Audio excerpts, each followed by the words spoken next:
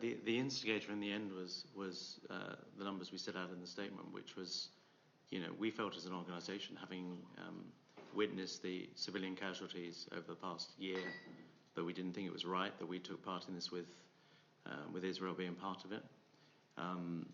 The second thing was, there were over 200 journalists deliberately targeted and killed in Gaza, and if you don't stand for freedom of the media globally and for journalists' rights globally, as a news provider, I think that's challenging. And then the third thing is, obviously they're still not allowing international journalists into Gaza. So it was a combination of all those things. And I was in Geneva last week. There were quite robust discussions about it.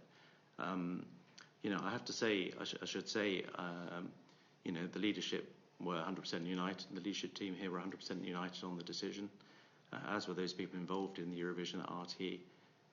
We had full backing from the board. They were kept fully informed, and they said it was our decision, but they fully supported the decision. And I also should say that unlike some other European countries that I've heard from, I think the government behaved entirely appropriately, as I hope we did too, which is to say it's a matter for RTÉ because it is a matter for the broadcaster. But they would want to be kept informed, which I assumed they would want to be, and we kept them informed throughout the earlier decision and then the confirmation of it. So, I think it was properly handled as an organisation, and as I say, the public response, and we all saw the opinion poll in the Sunday Independent as well, as the public response has sort of reflected that opinion poll.